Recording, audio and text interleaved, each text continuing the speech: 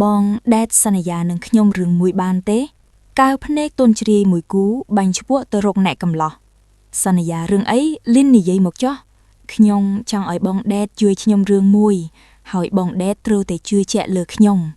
តែបើនឹងតើបានទេខ្ញុំគ្មានសល់អ្នកណាទៀតទេខ្ញុំមិនដឹងពឹងអ្នកណាទេលីនដាប្រឹងបញ្ចប់ឃ្លាទាំងរអាក់រអួលហាក់កំពុងតូចចិត្តនឹងវាសនាខ្លួនឯងបងសន្យាឲ្យតែអ្វីដែលបងអាចជួយបានបងនឹងមិនរញរានោះទេតែលីនត្រូវតែរឹងមាំឡើងណាគ្រាន់តែនរ៉ាដេតស្រដីចប់លីនដារហ័សជូតទឹកភ្នែករួចញញឹមចុងមាត់ស្ងួតចែស្រមោលនៃក្តីសង្ឃឹមថ្មីមួយរួមទាំងភាពកក់ក្ដៅកំពុងដើរសម្ដៅចូលមករកនាងហើយជីវិតដែលនាងគិតថារួមនៅគ្មានប្រយោជន៍អ្វីទៅតទៀតពេលនេះនាងរកឃើញហើយថានាងត្រូវនៅរស់ដើម្បីអ្វីតាមស្មានប្រហែលដើម្បីពាក្យមួយម៉ាត់ថាយុត្តិធម៌នោះហើយខ្ញុំចង់ដឹងការពិតទាំងអស់ដែលតាក់ទងនឹងលោកតារបស់បងដតជាមួយនឹងលោកទីខុនអ្នកណាគេជាទីខុនថ្ងៃសុក្រ8រោចខែពិសាខពុទ្ធសករាជ2554គ្រិស្តសករាជ2010ព្រឹកព្រលឹម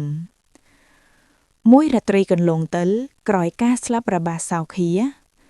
យើងពិតជាចង់ឲ្យរឿងទាំងឡាយកាលពីម្សិលមិញคล้ายជាសុបិនអាក្រក់ខ្លាំងណាស់តែពេលនេះសុបិនដ៏អពលឹកមួយនោះគឺជាការពិតដែលគួរឲ្យស្ដាយស្រណោះរថយន្តពណ៌ទឹកប្រាក់មួយនោះកំពុងលន់នៅតាមផ្លូវឆ្ពោះទៅឯដើមភូមិកណ្ដាលស្ទឹងផ្លូវគ្រួសក្រហមមួយខ្សែប្រែវែងជិត10គីឡូម៉ែត្រលាតសន្ធឹងកាត់ភូមិកណ្ដាលស្ទឹងដោយមានផ្ទៃអ្នកភូមិនៅម្ខាងនិងដងស្ទឹងនៅម្ខាងគិតទៅអ្នកភូមិនេះដូចជាមនុស្សក្រៅភពហេតុអ្វីបានជាមករស់នៅក្នុងភូមិដែលមានស្ទឹងនិងប្រឡាយពណ៌ស្ទើរតែជុំវិញដូច្នេះជលព្រឹកសុបទ្រុបដោះពីវិលពីការយ៉ាងអនាធិបតេយ្យនៅត្រង់នេះបន្តិចត្រង់នោះបន្តិចគ្រាន់នឹងបានពណ៌បៃតងលម្អភ្នែកមុខផ្ទះអ្នកភូមិសុទ្ធតែមានតាំងទីងម៉ោងស្លៀកខោអាវចាស់យកចម្បាំងពីខាងក្នុងយកមកសំកាំងមាត់ទ្វាររបងគួរឲ្យរអាដំណើរពីចាស់គាត់និយាយតកូនចៅថាភូមិនេះមានអារក្សចាំការពារតែគេការពារតែទឹកដីរបស់គេប៉ុណ្ណោះគេមិនបានការពារមនុស្សនៅទីនេះទេដូចនេះអ្នកភូមិគ្រប់គ្នាត្រូវរកទិញម៉ោងចម្បាំងមកដាក់ចាំយាមពីមុខទុកជាតំណាងឲ្យពលសេនាការពារម្ចាស់ផ្ទះរបស់ខ្លួនពីការបៀតបៀនតាមផ្លូវអរូបីជាពិសេសគឺការពារខ្មោចព្រាយបិសាច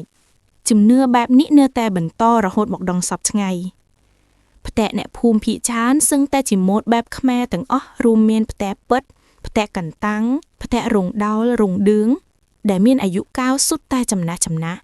ហើយក្នុងនោះមានផ្ទះមួយចំនួនជាម៉ូដផ្ទះបារាំងដែលមានមួយជួនឬពីរជួនតាមទ្របសុនរវញ្ញនុហើយសូម្បីតែផ្ទះម៉ូដបារាំងភាគច្រើនក៏សឹងតែមានអាយុកាលមិនក្រៅ100ឆ្នាំមកហើយដែរភូមិនេះត្បិតតែមានស្ទឹងព័ទ្ធស្ទើរតែជុំវិញក៏ហេដ្ឋារចនាសម្ព័ន្ធក្នុងភូមិមានមិនខ្វះខាតអ្វីដូចជាសាលារៀនមន្ទីរពេទ្យស្ពានថ្នល់ទំនប់ទឹកវាលស្រែចម្ការលើកលែងតែម្យ៉ាងគត់ដែលគ្មាននៅទីនេះដោយដែលបានដឹងស្រាប់ឯចំណាយប្រជាជនក៏មានជីវភាពបរិបូរណ៍មិនសូវជាមានអ្នកណាទុករិះគត់ដាច់ពួរអ្វីនោះដែរយើងមកថ្លែងពីក្នុងកាប៊ីនឡានដែលកំពុងតែសន្សឹមទៅមុខនេះលីនមានវងភ័ក្រស្រងូតស្រងាត់តែភ្នែកសម្លឹងទៅតាមកញ្ចក់ឡានឆ្ពោះទៅដើមឈើនិងវត្ថុដទៃទៀតដែលកំពុងតែរត់តែបាញ់ថយក្រោយមិនព្រមឈប់ការស្លាប់ដ៏អយុត្តិធម៌បំផុតនោះបានជំរុញចិត្តឲ្យលីនមកអង្គុយក្នុងកាប៊ីនឡានដែលកំពុងសម្ដែងទៅគេហដ្ឋានម៉ូដបារាំងមួយនោះគឺអាមួយដែលនាងបានយល់សប្តិឃើញម្ដងរួចមកហើយដេតមិនបាននិយាយអ្វីកំដរបរិយាកាសក្នុងឡានឡើយទុកឲ្យភាពស្ងប់ស្ងាត់ចូលមកយកក្តីសោកស្ដាយនោះចេញម្ដងបន្តិចទៅចោះយូរម្ដងគេសម្លឹងមកកាន់មុខរបស់លីនដាដែលគ្មានរសនិយមថានឹងរីករាយអ្វីសូម្បីបន្តិចនោះឡើយខណៈឡានកំពុងតែបាកាត់ផ្ទះម៉ូដបារាំងមួយខ្នងផ្ទះអ្នកណានេះបងដេតលីនដាស្រាប់តែស្រដីតិចក្រោយពីស្ងាត់មាត់មុខជាប់រហូតឯកំឡោះណូរ៉ាក់ដេតក៏បានធូរទ្រង់គ្រាន់បន្តិចពេលឮនាងស្រដីបានខ្លះដោយមិនទុកឲ្យស្រងេះស្រងោចពេក อ๋อมวยขนองนี่หรือบ้องก็มันดังทาจะพะแตะแนะนาได้ตายลือลกตาบรับท้ามาจากพะแตะนี้จีแนะรุเนอตีกรงเกตุกพะแตะนี้เจ้าจียู่หมกหายมันดังทาแฮดเอาไว้เต้จอกเมียนแนะนาเนอเต้หรือบองเด็ดเมียนตาเมียนแนะทายส่วนมันยะเนยจำมือคอปเตอร์แต่บองกับรอบานเคยเกมันยะนุนะลินดอกดังคำทุมยังจำไหลลินเมียนปัญหาไอ้เมนเต้พะแตะทุมแบบนี้เหมือนกลัวตกเจ้าซะกลัวเอาสได้ไงบองก็มันเซยดังได้หายcho head ai ban chỉพะแตะนี้เมียนเบิงปวดจุมวิงอีจังบองนาระเดชเกโจลตามนาเตลสำแรงรบองทวียก็เกิดขึ้นในเสตวิเมียนหลกตาสุขานิวงบ้านบรรลือลางสังเกียตระเจียกลานรบะเจ้าเพราะโลกสุขานิวงบ้านจอโจหมกบอขนงบริเวณทะเลในเสตวิเมียนนุแหนบมราวเพราะมันเนี้ยเสลียกแปกสะอาดบาดรุดต่อยบางทวียหนึ่งกโรวะเกิดพยิวยางปรองประยัดตามระเบียบยังโจเตออังกุยเลงขังขนงเซนตื้อปรูหลกตากอดหนึ่งตรลับไปเธอถูระวินประหายจิตไงตรองไอนอนาระเดชสะใดล้างโปรมเตียงเหมือนพลิกสังเกตมือตึกมุกสงดสงัดระบอเนียง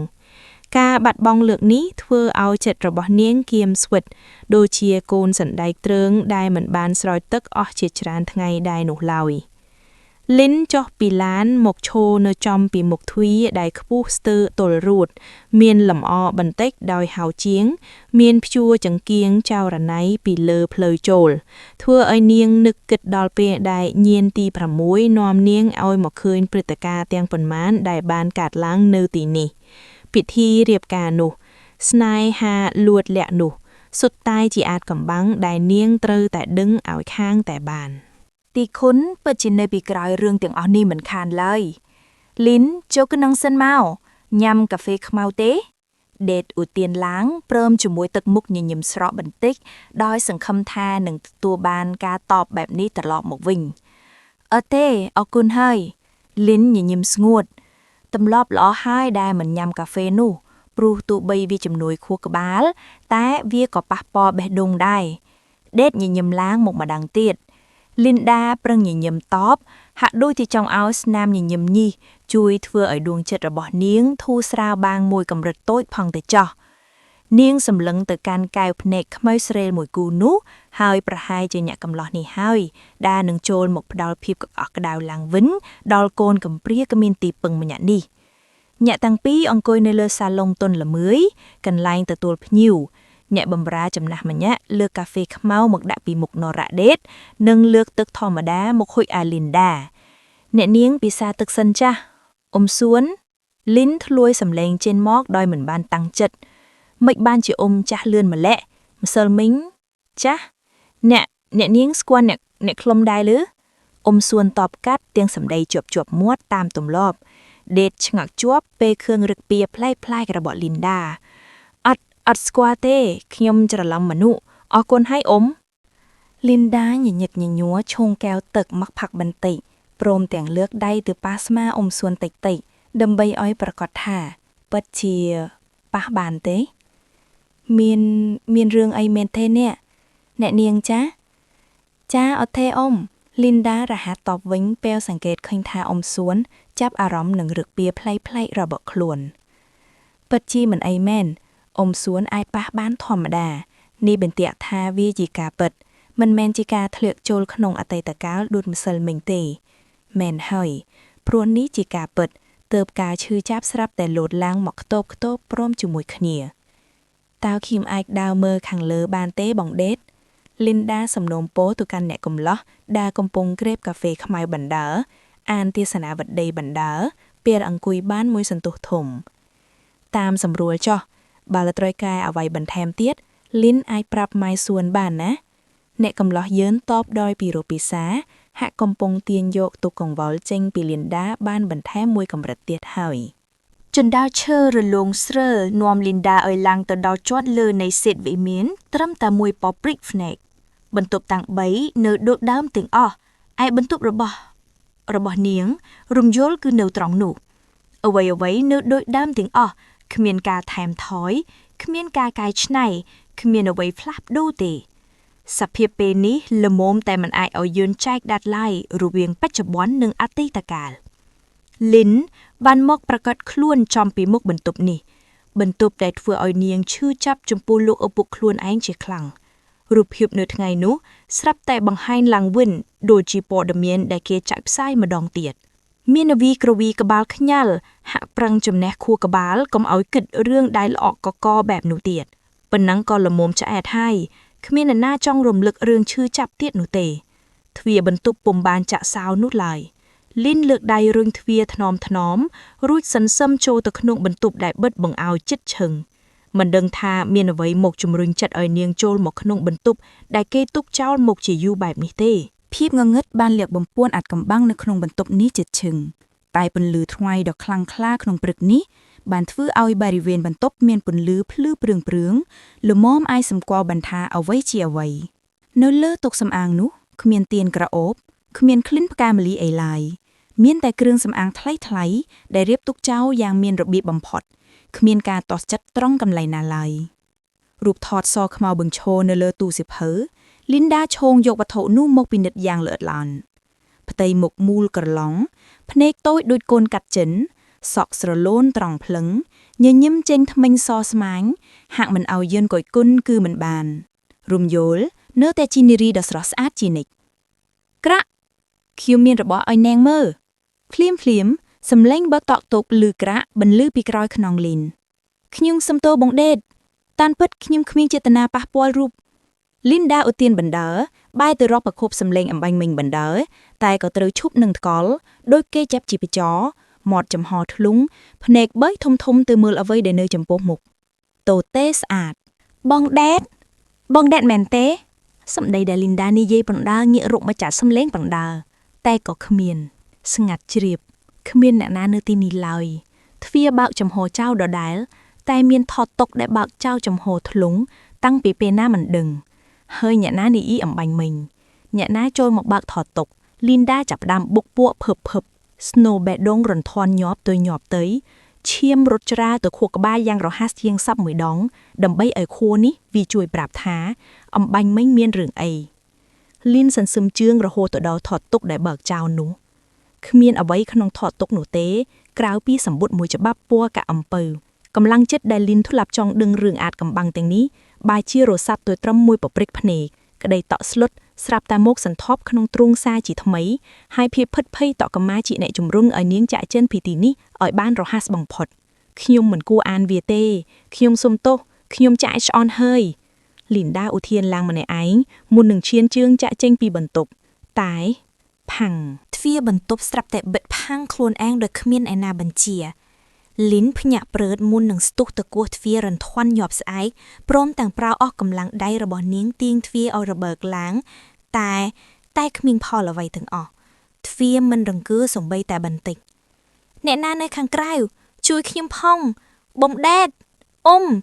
មានអ្នកណាឮខ្ញុំទេស្ងាត់គ្មានអ្នកណាឆ្លើយតបគ្មានស្នូជើងអ្នកណាដែលតម្រង់មកទីនេះទេគ្រប់យ៉ាងគឺស្ងប់ស្ងាត់មួយរំពេចពន្លឺក្នុងបន្ទប់ត្រូវបានលេបត្របាក់អស់ព្រោះតែទ្វារបន្ទប់ត្រូវបានបិទជិតងងឹតឈឹងលីនរន្ធាន់ស្រែកហៅជំនួយម្ដងហើយម្ដងទៀតតែនៅតែគ្មានអ្នកណាតបលីនសម្រួតខ្លួនអង្គុយបញ្ឈរជង្គង់ផ្អែកនឹងទ្វារទឹកភ្នែកចាប់ផ្ដើមស្រស់ចុះដោយភាពភ័យខ្លាចឯងចង់បានអីពីយើងទៀតសម្រែកលីនដាបន្លឺឡើងលួនលឺពេញបន្ទប់ភ្លាមនោះភ្លឹបពន្លឺភ្លើងទៀនសាចេញពីមុខតុសម្អាងទៀនក្រអូបពណ៌សដែលមិនដឹងជាអ្នកណាយកមកទុកតាំងពីពេលណាបានឆែកឡើងដោយគ្មានអ្នកអ៊ុតហើយក្លិនផ្កាម្លិះដោយកាលពីយប់មួយនោះបានរសាត់ចូលមកកាន់ច្រមុះលីនដាសម្បុត្រមែនហើយគឺសម្បុត្រលីនដាឧទានតិចមុននឹងក្រោកវឹងទៅរកសម្បុត្រដែលនៅក្នុងថតុកនេះប្រកាសជាអ្វីដែលគេចង់បានពីនាងមិនខានទេសម្បុត្រមួយច្បាប់ដែលមានសភាពចាស់ទក់និងដាមទឹកបិចលើក្រដាសស្ទើរទាំងស្រុងតែយើងនៅតែអាចអានដាច់ពីអត្ថន័យទាំងប៉ុន្មានដែលបានរាយរាប់នៅក្នុងសម្បុត្រនេះលីនយកសម្បុត្រដែលឆ្លុះបញ្ចាំងនៅក្រោមពន្លឺភ្លើងទៀនហើយអានអក្ខរទាំងនោះស្ងាត់ម្នាក់ឯងអក្សរដែលសរសេរដោយដៃទោះបីជាគ្មានឈ្មោះអ្នកសរសេរក៏នាងនៅតែអាចចំណាំបានថាវាជាអក្សរអ្នកណា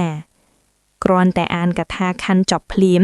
អារម្មណ៍វិលវល់ចូលមកសន្ទប់ក្នុងខួរក្បាលជាថ្មីម្ដងទៀតក្តីសង្ឃឹមស្រាប់តែលេចឡើងជាកូនចិត្តទូតមួយព្រោះនាងរកឃើញភាពសមហេតុផលក្នុងរឿងនេះវាជាចម្លើយដែលខុសពីអ្វីដែលនាងចង់ដឹងបើបែបនេះមានន័យថាបងដាជាកូនបង្ការរបស់ពុកជាមួយលោកស្រីរំយល់មែនទេក្រាកសំឡេងអ្នកណាមកបើកទ្វារឲ្យរបើកឡើងទាំងមិនទាន់ទៀមចិត្តលីនចូលមកធ្វើអីនៅខាងក្រុងនេះនាវេលាថ្ងៃត្រង់ក្នុងសេតវិមានរបស់លោកមេឃុំថ្ងៃប្រែជាកប់បាត់ទៅក្នុងដុំពពកក្រាស់ធ្វើឲ្យរដ្ឋានុភាពនៃកម្ដៅរបស់ខ្លួនថយចុះទៅតាមនោះដែរពិភពលោកចាប់ផ្ដើមកលាប់ចាក់អស់ហើយព្រឹកក្ដៅថ្ងៃត្រង់ត្រជាក់ស្រេងហើយចុះពេលយប់ក្ដៅខ្លាំងទៀតមែនទេថ្ងៃត្រង់នេះទៅហើយហេតុអ្វីមិនឃើញលោកតានិវងមកដល់ផ្ទះទៀតក្នុងផ្ទះនៅតែរក្សាភាពស្ងប់ស្ងាត់ដដែលមានតែសំឡេងខ្សឹបខ្សៀវគ្នាតិចៗរបស់អ្នកបម្រើស្រីចាស់ក្មេង2-3នាក់នៅក្នុងផ្ទះបាយអាហារថ្ងៃត្រង់ក្នុងថ្ងៃនេះត្រូវតែរៀបចំឲ្យពិសេសបន្តិចព្រោះលោកណារ៉ាដេតបានឲ្យគេធ្វើជាពិសេសសម្រាប់ភ្ញៀវរបស់គាត់សួនឆ្កាដៃជើងជោកឆាត្រឡប់ត្រលិនភ្លុកផងលិតផងទម្រាំតែគាត់ងក់ក្បាលតិចៗ2-3ដងដែលជាសញ្ញាបញ្ជាក់ថាល្មមហូបកាចដែរតាអ្នកផ្សេងទៀតញាប់ដៃញាប់ជើងរៀបចំចានក្បានសមស្លាបព្រាកែវភេសជ្ជៈទើបជញ្ជូនទៅរៀបចំនៅលើតុអាហារដែលមានទំហំធំល្មមសម្រាប់សមាជិក6នាក់ទទួលទានអាហាររួមគ្នាពួកកែទាំងនេះបានយកចិត្តទុកដាក់ផ្ចិតផ្ចង់ណាស់ក្រែងលោលោកប្រុសមិនពេញចិត្តគិតទៅលោកប្រុសដូចជាយកចិត្តទុកដាក់ជាមួយលីនដាណាស់តាំងពីថ្ងៃដែលសោភាស្លាប់គេនៅមានមើលថែលីនដារហូតហាក់ដូចជាគេយល់ច្បាស់ពីអារម្មណ៍មួយនោះអារម្មណ៍ដែលត្រូវការភាពកក់ក្ដៅមានអ្វីឲ្យខ្ញុំជួយទេអ៊ំលីនដាស្រាប់តែប្រកាសឡើងក្នុងផ្ទះបាយក្រែងលោមានអ្វីឲ្យនាងជួយខ្លះក្មេងស្រីដែលធ្លាប់តែឧស្សាហ៍ព្យាយាមដូចជានាងពិតជាមិនចូលចិត្តអង្គុយស្ងៀមឲ្យគេបម្រើនោះទេអត់មែនទេអ្នកនាងឃ្លានមែនទេចាសួនងាកមកតបទាំងលំអនលំទោនហាក់ចាត់ទុកលីនដាជាអ្នកស្រីក្នុងផ្ទះនេះអញ្ចឹងខ្ញុំមិនតន់ឃ្លានទេខ្ញុំគ្រាន់តែមិនចូលចិត្តនៅស្ងៀមតែប៉ុណ្ណោះតើអាចឲ្យខ្ញុំជួយអ្វីខ្លះបានទេនាងខ្ញុំខ្លាចអ្នកប្រុសគាត់ខឹងនាងខ្ញុំថានាងខ្ញុំមិនស្ដាប់គាត់មិនអីទេបងដេតមិនថាអីទេបើគាត់ថាអីចាំខ្ញុំអ្នកទទួលខុសត្រូវចុះណាលីនដាឧទានឡើងមកទាំងអភើតពេលរំលឹកដល់ឈ្មោះណូរ៉ាដេតមិនស្រួលគេអាចជាបងប្រុសឪពុកតែមួយរបស់នាងក៏អាចថាបានស្រមោលនៃភាពក្អកក្ដៅចាប់ផ្ដើមកកើតឡើងនៅខាងក្នុងចិត្តរបស់នារីទន់ជ្រាយនាងពិតជាមិនកំប្រាគ្មានសាច់ញាតិនោះទេសួនមិនហ៊ានជំទាស់ចិត្តនាងច្រើនសម្រេចថាឲ្យលីនជួយរៀបបន្លែអានឡក់នឹងទឹកគ្រឿងដាក់ចានលីនដាហាក់បានធូរស្បាយអាមបានមួបន្ហែកពេលធ្វើខ្លួនឯងមិនឲ្យទំនេរការស្លាប់របស់សៅភាបានរក្សាទុកនៅក្នុងគន្លាតខួរក្បាលមួយរយៈសិនហើយកំពុងតែរវល់ជាមួយនឹងការរៀបអានឡក់បណ្ដើខ្ញុំអាចសួរបន្តិចបានទេចាអាចសួរបានលោកស្រីរំយល់ជាកូនរបស់លោកមេឃុំមែនទេសួនស្ងៀមថ្មឹងលែងកំរើកពេលឮនាងរំលឹកពីឈ្មោះម្ចាស់ស្រីមួយស្របក្រោយទើបសួនរៀបរាប់ឡើងមកក្រោយពីសញ្ជឹងគិតពីរឿងអតីតកាលវាជាអតីតកាលដ៏ឈឺចាប់មួយចាលោកស្រីរំយល់ជាកូនស្រីលោកម្ចាស់គាត់ស្លាប់កាលពីមកផ្លេឆ្នាំមុនម្លេះមានរឿងអីកើតឡើងចំពោះគាត់ទៅលីនសួរបន្ថែមទាំងដែលខ្លួនបានដឹងចម្លើយរួចស្រេចទៅហើយសួនញៀកឆ្វេងស្ដាំមុននឹងនិយាយត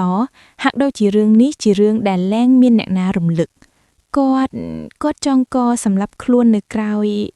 ផ្ទះតើមានរឿងអីកើតឡើងកាលនោះលោកស្រីនឹងនួកប្រុសឆ្លោះគ្នានាងខ្ញុំមិនបានដឹងរឿងនេះទេដល់ថ្នាក់ចងកផងលោកស្រីរំយល់ប្រកាសជាជួបបញ្ហាធ្ងន់ធ្ងរមិនខានទេនាងខ្ញុំមិនដឹងទេសួនស្ងាត់មួយស្របក់ទើបចាប់សួរនាងវិញហេតុអីអ្នកនាងសួរពីរឿងនេះកែវភ្នែកសួនប្រែជាតឹងតែងជាសញ្ញាឲ្យដឹងថាមិនគួរណាមានអ្នកដតីមកសួរនាំពីរឿងបែបនេះទេ ខ្ញុំគ្រាន់តែឃើញរូបថតលោកស្រីរំយោលលោកស្រីពិតជាស្អាតខ្លាំងណាស់ត្រូវហើយចាលោកស្រីស្រស់ស្អាតតាំងពីតូចប្រុសសុទ្ធតែលងស្នេហ៍គាត់ណាស់សូម្បីតែខ្ញុំក៏សឹងតែលងនឹងសម្រស់គាត់ដែរលីនដាញញឹមស្ងួតបន្តិចឯអ៊ុំសួនបាយទីសោយក៏អឹកហាក់គ្មានទុកកង្វល់អ្វីឡើយរួចរាល់ហើយរនើយនឹងចុងភៅដេតស្រាប់តែមកប្រកាសនៅនឹងមាត់ផ្ទះបាយក្រោយពីចេនទៅទទួលលោកតាអស់ជាង1ម៉ោងគេសួរចេនទាំងកែវភ្នែកមើលទៅរកលីនដែលកំពុងឈ្ងោករៀបអន្លក់ចិត្តហើយលោកតាអញ្ជើញមកហើយលោកតាមកមិនទាន់បានទេលោកមេស្រុកសុំឲ្យលោកតានៅពិសាបាយនៅទីនោះបងថាប្រហែលជាប្រលប់ហើយទើបគាត់ត្រឡប់មកវិញលីនអាចចាំគាត់នៅទីនេះឬបើចង់ត្រឡប់ទៅផ្ទះសិនចាំបងជូនទៅក៏បានដែរណោះខ្ញុំសុំចាំនៅទីនេះបានទេបងដេតលីនទម្លាក់ទឹកមកចុះធ្វើឲ្យដេតកាត់យល់ថានាងពិតជាមិនចង់នៅផ្ទះម្នាក់ឯងទេនៅទីនោះមានតែរឿងឈឺចាប់មានតែរឿងស្ដាយស្រណោះដែលអាចធ្វើឲ្យលីនកាន់តែដុនដាបលើដើមយល់ល្អឲ្យលីននៅទីនេះគ្រាន់នឹងបានជាគ្នាចោះតោះអញ្ជើញលោកប្រុសនិងអ្នកនាងពិសាបាយតែម្ដងទៅចាអ៊ុំសួនលើកទឹកគ្រឿងមួយចានគោមទៅដាក់រៀបចំនៅលើតុអាហារម្ហូបថ្ងៃនេះច្រើនខុសប្លែកដូចជាមានភ្ញៀវពិសេសណាមួយមកពិសាបាយជាមួយអីចឹងមួយចានគោមនោះជាទឹកគ្រឿងបុកដោយដៃម្ហូបបែបអ្នកបាត់ដំបងមួយចាននោះជាឆាស្ពៃជ្រក់ពងទាចំណែកមួយចាននោះជាសម្លម្ជូរយួនត្រីរ៉ស់អាមួយនោះគឺសម្លការីមាន់បងអែមជាខ្ទិះដាក់ចានប្រណិតទុកសម្រាប់លាងមាត់ក្រោយបាយមើលចោះម្ហូបបែបស្រុកស្រែតែច្រើនមុខមានទាំងបង្អែមមានទាំងផ្លែឈើជីវិតដូចជាពួកញាក់កហបតីមិនខុសលីនដានិងនរ៉ាដេតចូលអង្គុយនៅកន្លែងដែលគេរៀបចំជូនជាពិសេសជីវភាពរបស់បងដេតពិតជារស់សុខស្រួលណាស់ហើយមើលទៅលីនដាផឹកទឹកមួយក្អឹកមុននឹងស្រដីថ្នមកុំឲ្យស្ងាត់ពេកពេលកំពុងទទួលទានអាហាររួមគ្នាបាយម្ហូបថ្ងៃនេះមានរសជាតិជាងម្សិលមិញច្រើនណាស់វាប្រហែលមកពីអារម្មណ៍ដែលបានធូរស្រាលចិត្តខ្លះហើយក៏មិនដឹង